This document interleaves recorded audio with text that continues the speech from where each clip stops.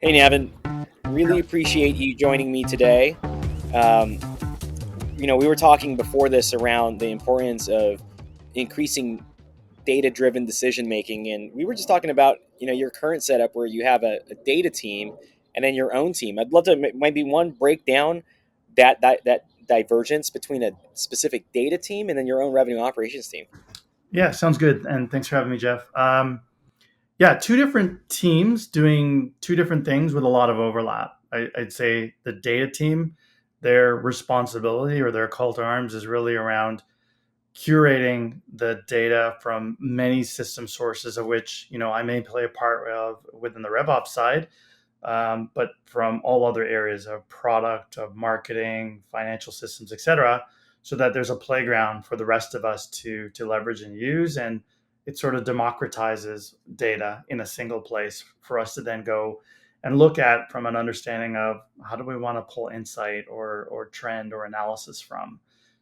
So their responsibility is like making sure it's all there, it's available, it's reliable, and I can leverage it when I need to. The RevOps side of it is more focused with respect to what's happening in our go-to-market organization. We understand the players, we understand the playing field, and we set the rules around the process. And from that, we're able to curate insight and analysis that leads to actionable strategy. That's awesome. By the way, I'm going to pause for a second because there's an airplane literally flying above me. I'll get this edited out. All right, so I want to run a statement by you. Tell me a little bit. I will get your reaction to it. So, I teach the Sales Ops Masterclass in partnership with the RevOps community. And in one of the lectures, I talk about the concept of a single source of truth. I think a lot of us talk about single source of truth, but it's not necessarily something that's really well known. So, this is my definition: the practice of structuring information models and associated data schemas such that every data element is mastered or edited in only one place, providing data normalization to a canonical form. And so I bold typically in the definition four pieces: information models, data element in only one place, and canonical form. I just want to kind of feel a reaction to that. Um, Sounds like my data team speaking to me with respect to why things break down when they try to ingest data because they don't fit one of those four key variables that you mentioned. And I think that's the problem in a lot of the go-to-market stacks today is there's a lot of data that's siloed and it has to be transformed in a way that it can be used and then stored in a place where it can be queried. And a lot of companies, they haven't figured that out. They don't have the pipelines, the structure, they don't have the process alignment to capture, cleanse, normalize.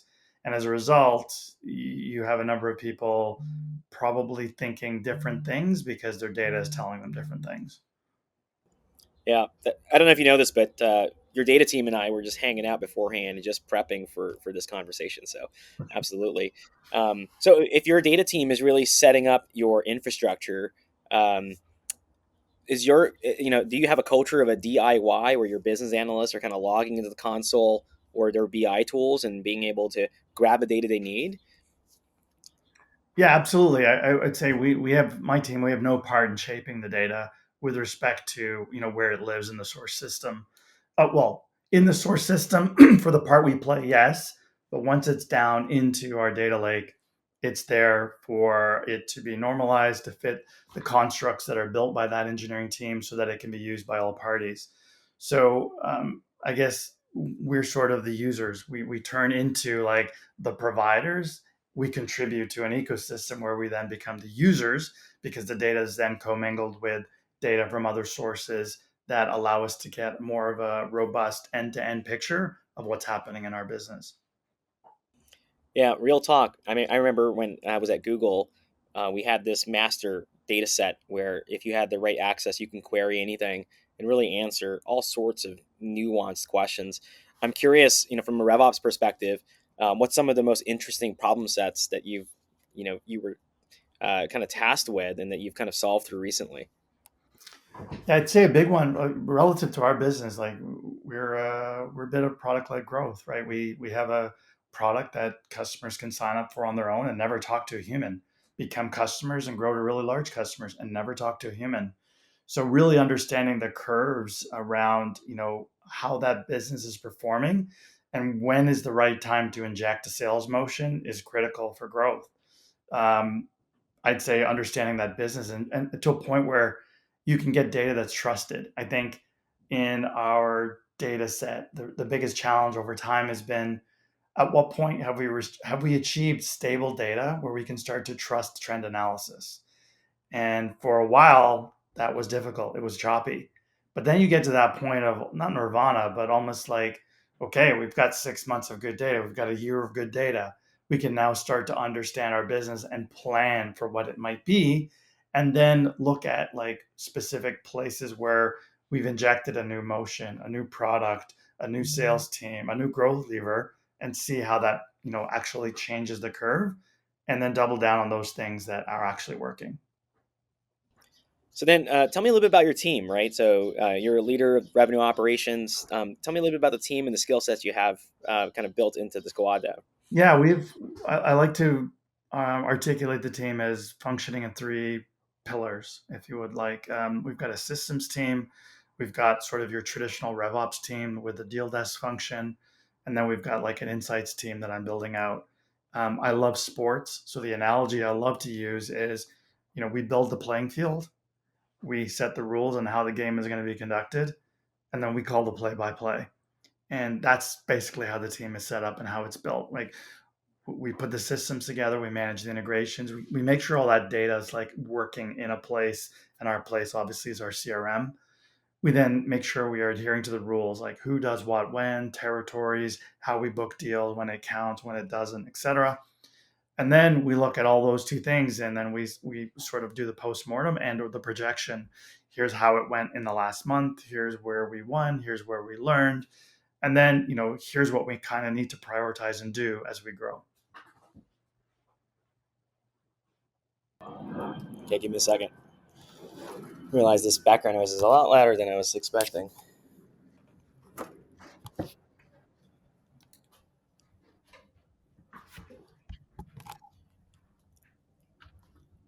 Okay, so you've got a lot of different moving parts on your team. Um, you know, when you think about career progression for your team members, you probably have folks who are specialists, some folks who are generalists. How are you currently thinking about constructing the team and levels and kind of career pathing for the organization? Big challenge. I think 2 years ago when I got here, there wasn't a team. Like the function didn't exist. So the team was built out of need. I need someone to own this area. I need someone to like run this part. And then over time, you start to grow the team. So we're a team of like 19 people now, and you now need to start thinking about career progression, elevation, and opportunities around the team. um, and it's critical. And you want to be able to build a team where people think that through their contributions and their effort and their results, they have an opportunity to improve and grow. Um, I look at it from I guess traditionally, what's the contribution of the individual, and can I work with my HR partners to develop sort of a not a strategy, but like a framework by which people can sort of elevate and move into different roles and continue to be high performers in the function.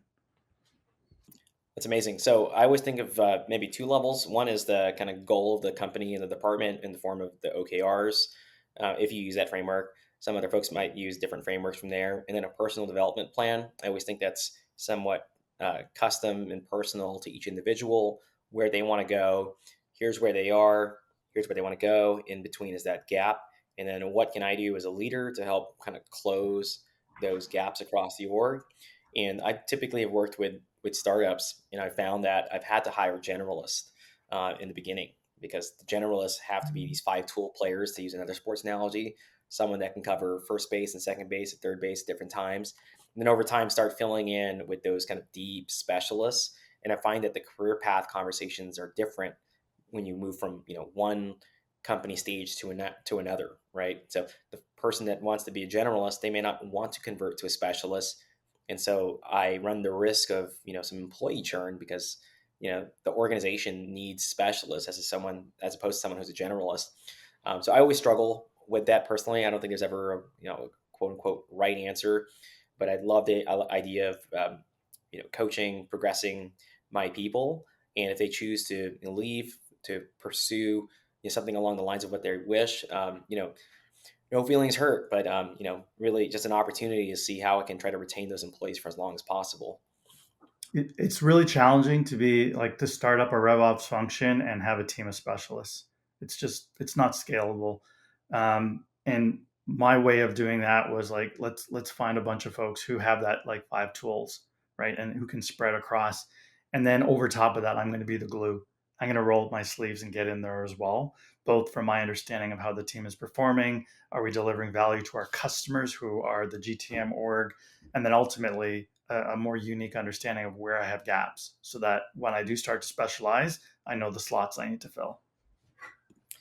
So I'd love to walk through kind of the different departments that you support. Let's just start with the basics: marketing, sales, CS, and you mentioned the strong PLG component. Is product also involved with you as a stakeholder? Yeah, so I mean, I've led sales and marketing ops functions. I was pretty keen on making sure when I got here that we didn't call it sales ops, we call it RevOps, and not because it's a cachet name, but it's fundamentally what I believe.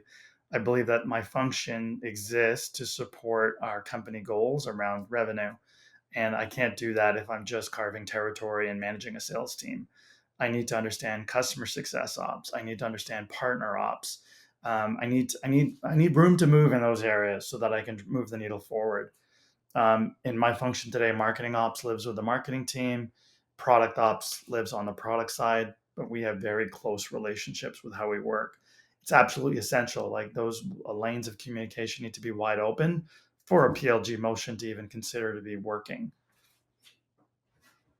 Yeah, so let's dig into that a little bit. I think you have to solve through that with a lot of operating cadences that interlock between your different groups, and you've got a bit of a hybrid nature to the different stakeholders that you're supporting. But I want to turn the attention to the PLG side.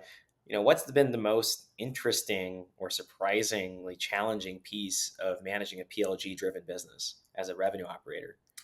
Yeah, I think there's a collision of every lead needs to be touched right away versus leads who come in the PLG motion. Maybe you need to back off a little bit. I liken it to, back in the days, we had a retail outfit out here that, since went out of business, but similar to Best Buy, but they were the opposite. As soon as I walked in the door, they were on me. Like they had sized me up in the parking lot and they were on me the minute I got in there and on me until the minute I left. And I usually dreaded going in there because I just wanted to look around. Just wanted to touch the thing and like see how it works. And then lo and behold comes Best Buy. They let you know they're here, then they let me roam.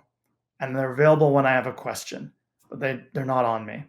And that's the PLG motion in my mind. And how to marry that into the sales motion that lives in the MQL world, that's key. If you can figure that motion out and if you could be there right time, right place, your company on an amazing path. Yeah, I got to tell you, I'm a bit of a shy shopper myself. I'm a strong extrovert personality wise, but as soon as I walk in a store, an associate walks with me like, "Hey, can I help you today?" I'm like, "I was just walking in. I really didn't expect you to come up to me and approach me, and now I feel kind of shy. I'm just going to run away Yep. from the associate." It makes perfect sense. So I don't know if you've subscribed or read Kyle Payar's LinkedIn posts or his Substack, but he talks a lot about PLG conditions, and he has kind of these eight or nine conditions that I think I personally use for different folks who ask me, you think a PLG motion is right for my business? He's like, it's not for everyone. There are certain conditions where PLG makes a lot of sense. So, for example, PLG can disaggregate a piece of your go-to-market motion. So, for example, it can take over the awareness or the acquisition piece. It could also take over maybe the training, the adoption, enablement piece. If you can do end to end, that's fantastic. That means you have a really strong PLG candidate. But if it only takes a subset of your go-to-market piece, then you really only have a segment of your go-to-market that can be quote unquote PLG. So, for example, a halfway measure would be a product that signs up, and then hopefully the growth team or the sales team waits a little bit. They kicked some dust in your application. They're creating records, maybe adding other folks to it. And then when they hit this like threshold, kind of like an MQL score, PQL score of some sort, that's when the team gets involved and approaches and says, "Hey, I've noticed that you've started to use our application. I want to show you some other features, or maybe show you some tips and tricks that you've missed. I'm curious to see, how that PLG is involved on your end. As you've seen more and more pieces that go to market move towards the product as opposed to having physical individuals involved."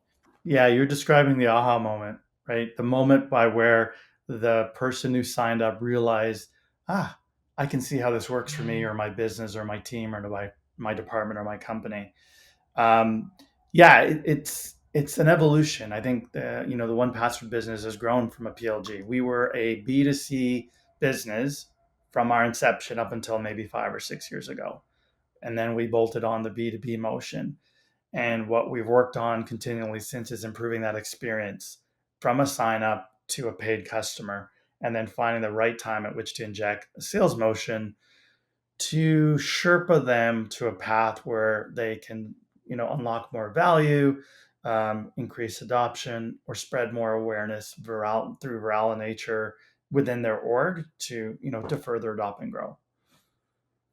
Yeah, that's amazing. So then I'm trying to think of capacity planning and resource allocation. How many big strategic projects are each of your sub teams taking on per quarter? I can imagine the business moving a million miles a minute. What do you say is, we're going to fund this with our resources that we have, or this is going to go below the line, but it can go above the line if we go acquire more resources or tools, some sort of capacity augmentation. I'm curious how you're thinking about your team. Yeah, we subscribe to the OKR model here as a company. So at the beginning of the year, I'll have a mandate and I'll know like, okay, this is what I'm signing up for, and these things are critical. These are like my midterm things, and then these are the nice to haves. And we build a team, resourcing, budgets around those things. And then we try and find some buffer because things always go sideways. There's always an opportunity for trade-offs, things happen, and we try and manage those things because those that's how I'm going to be measured as a leader of this function is, can I deliver on the things I said I would, right? Do what you say what you do. And it's tough because there's a lot of times where I got to say no, and I have to do it in a way that people understand the context behind it, because the thing you want is not the thing that I've been chartered to go and deliver on. And when we can't find agreement, then we have to determine what are those trade-offs, right? If I'm not going to do the thing for person A, and I'm going to do for person B, what is the impact of the business? And as a company, does that make, is that the right, does that math work for us? And ultimately, it comes down to a number. My decisions are based on numbers. And that's sort of the trade-off that I manage, and the line that I have to walk. Yeah, absolutely. So, we think about those balancing priorities, and as a leader, you think about your career and learning how to say no while still maintaining and developing those relationships, strengthening them. I always think that saying no is not something that is a negative against any relationship. I think a lot of folks can think that if I don't deliver on this, my reputation as a revenue operator is at stake. I don't think that's always true. I think your stakeholders actually respect you quite a bit more if you're thinking about the business first, and your capacity and your team's capacity is what ultimately unlocks that productivity. So just thinking back to an earlier version of yourself, what do you wish you knew? What do you wish you knew back, know now, but apply it to back then when early in your career? The power of no definitely would be thing one, and setting expectations thing two, and how to measure success thing three. I would say the power of no, you can't say yes to everyone because immediately you're setting yourself up to failure. And you have to have both the confidence in yourself, your team, and from your leadership for them to understand why no makes sense, because it unlocks the yes, the things you can do. Um, I'll come to the last one, which, oh man, I've already forgotten it because I love the first two. The last one I think was around measures of success. And I learned that pretty early on when trying to, advocate for, hey, we got to go do CPQ because our product SKUs are a mess. It's difficult to understand revenue and how it feeds other source systems. and we're a subscription business. We need a way of managing and amending and upselling subscriptions. How are you going to measure success? I just thought I was really just centered on like the thing I got to go do, and I was sold on like the grandiose vision. At the time, it was Steelbrick, and thank God I made that decision. Um, but it made me pause. It made me go back to like, okay, I need to chunk this thing out. It's a huge project. What's phase one going to look like? What's my MVP? And what's the measure of success that allow me to unlock phase two? Those were things that I really understood to like, okay, yeah, I really need to think about that. I'm going to think the middle one was expectations. Expectations and then how they evolve and change and keeping your leadership abreast of those things. It's okay to be late sometimes. It's okay to like deviate or change the plan. You just got to make sure everyone else is on board and they're aware and it's not a surprise and they know it. The shock and awe of a decision is what turns people sour. And if you're letting people know, like, this is where we're headed, this is the trajectory of both the project, the numbers, the forecast, they saw the writing on the wall. They could get to that answer. But when you surprise people, good or bad, that's when people think differently about you. So no surprises is what I'm hearing. Hey, Naveen, this has been an amazing conversation. As always, you and I always have such a good time talking to each other. Where can the listeners find out more about you? I'm not active on social media, but I'm a hawk on LinkedIn. If I see things I truly like, I post it. I don't post a whole lot, but I do like to engage in commentary. It's just time in the day. It just kind of sucks. Find me on LinkedIn. Check out One Password. We're a great product. We help secure your digital life in all aspects. And let's connect. And definitely, I know the community is small. I know RevOps is hot, and I feel like there's an opportunity where I may not know you directly, but I know someone you know. Absolutely. Thanks again, Evan. Take care.